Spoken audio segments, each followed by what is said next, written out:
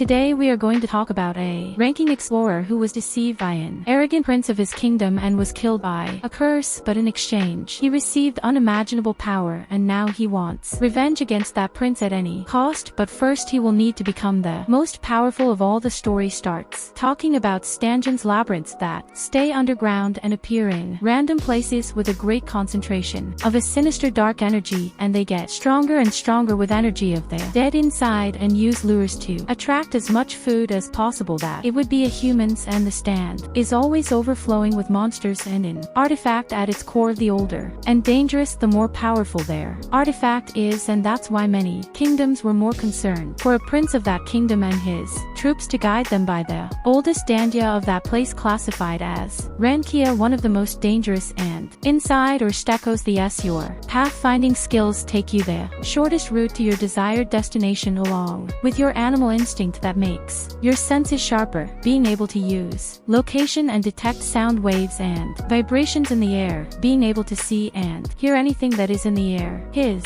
path that makes him a ranking explorer, and along the way he manages to identify and deactivate several traps that could kill the prince's troops inside, taking them all safely to the center where the guardian is, leaving the most complicated part for the army that came with him, invoking the guardian of the dandia that had a form of a can, the blue lion called Taraski, and a battle begins between the guardian and the troops with the shield wall, a skill to protect them against the fire that the monster spit. But he ended up being stronger than they expected, and they could end up being defeated by his fire if it weren't for the stack with his skills, the similar ones is of a super human, hitting the Taraski's mouth with an arrow. They would have been defeated, but the worst part was that the soldiers weren't able to take down that monster for its enormous strength, and they started to use a skill called shield push that little by little opened the chance for the prince general to deliver the final blow with his sword, finalizing that once and for all. And now all of them could finally have the opportunity to see the artifact, and not having enough strength to complete a date alone, it was the first time that the stat was seeing an artifact in person, and what everyone saw was a ring with a green skull that enchanted everyone, and the prince general gave the opportunity to the first to touch that artifact as if it were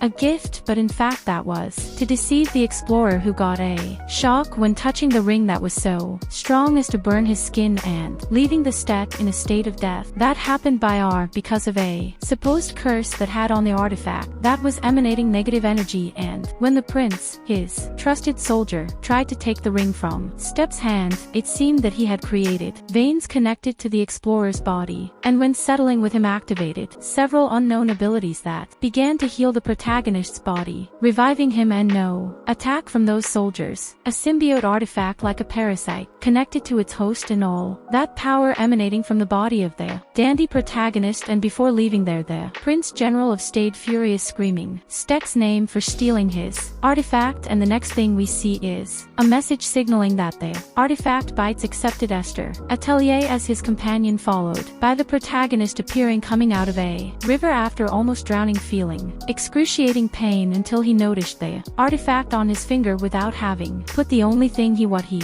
remembered was feeling dead when touching that artifact, and a voice came out of the ring saying yes, he was dead at that time, revealing a huge green ghost skull in front of him, calling my useless partner. And now we find out what happened to your prince. Only general's army of his most trusted soldiers survived using a scroll of teleportation, which irritated the prince because he wanted to save everyone from the danger, but it was impossible with everything, and the prince was only worried about his brothers finding out what he did and still having left all that army die in their hands. But the strangest thing was what they saw from the dead body of the Stek come back to life, something that no artifact is capable of doing, not even a parasitic type, and the soldier had never seen an artifact act the way that wish with their owner dead. But the prince explains why, and that most artifacts can be divided into two categories. The most convenient Hesido is the independent, the most common type of artifact that does what its owner wants as an object. Easy to use artifacts of the type make deals in exchange for power, but when its owner dies, it is also destroyed together. But there is one more type of artifact that few know: symbiotic artifacts. More with the situation of the Dandia. When they left, it is likely that he is dead, but to guarantee, the prince ordered him to put on wanted posters with the face of the stack, with the low value not to be noticed, but also the enough for someone to let you know if they appear anywhere. While the prince returns to the capital, but returning to the situation of our protagonist, he was no longer able to use his abilities that were negated with a shock in his body, while that huge skull called for his name, saying it revived him with passive skill called the restricted soul, along with some other skills that made the stats us, but who also trained a little in the power of the artifact, calling explorer an idiot, useless, and if he understands anything, he asks who is that skull, different from other known artifacts, and the two were talking about the powers of the moment while trying to find a way out of that cave, and the step wanted to know how many skills the element had, as any artifact with one skill can be worth a fortune, but he was surprised to hear that there were normally 40 different skills, and the shock was so great that it knocked him off a wall he was climbing, because even someone with its stats to the maximum, I managed to only 10 skills or 20 if it had some more power, but the stack couldn't use any skills right yet because the moment used all its mana reviving the protagonist, so it would have to wait all its mana recharge before using. And to make the situation even worse, the danger is that he only had 12 more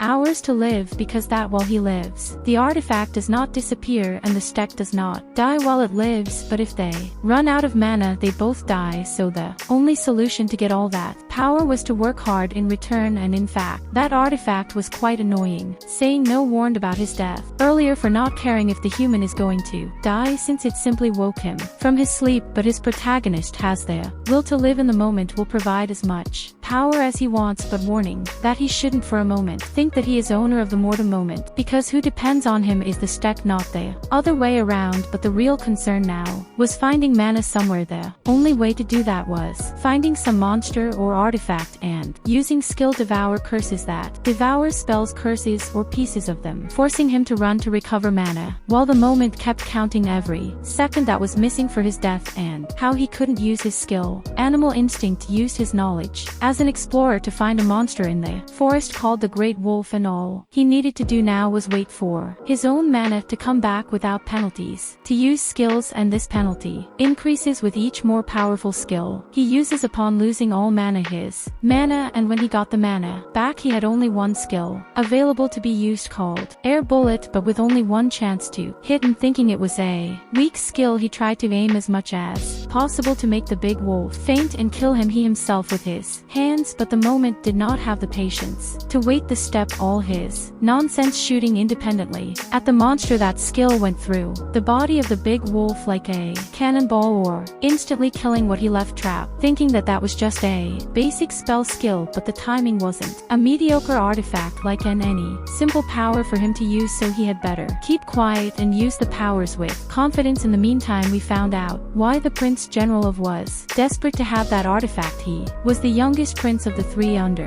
King Sinterus, and that's why his middle brother Alfred had to prove themselves worthy of the crown and not his older brother Raptors, and that artifact from the dandy would be enough for Gerald to receive his father's respect and have a chance to become a new king. But now everyone would speak ill him for losing so many soldiers and coming back empty-handed, all because he trusted a seer of his brother Alfred, forming an alliance, but did not inform him about the consequences of the artifact, and now he would have to deal with all this, saying that politics is much worse than the war. And while he was going back to his castle, he used the ability to devour curses, absorbing the whole body of that great wolf, recovering from available, which was very little for few limited skills. But now that he has an artifact, they would probably be looking for him, so he had to go back to where he was to get his things before entering that Danhea at the beginning. But there were two guards blocking the passage to the village. Then finding a plant that he knew to be a tranquilizer for humans when prepared in the right way, and he used it to get through the entrance without any problem, which even impressed the moment. For the first time more in the village, he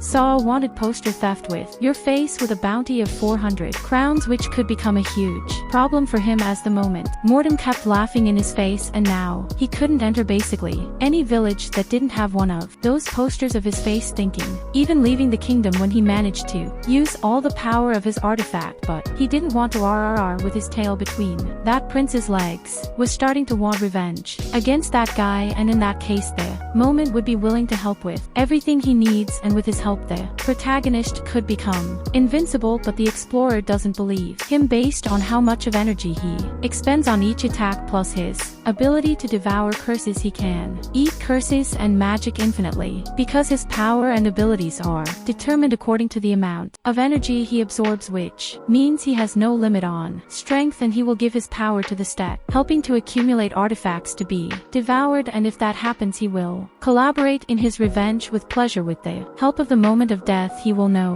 how it feels to crush his enemy with his own power. Like and subscribe if you want part 2. Thanks for watching.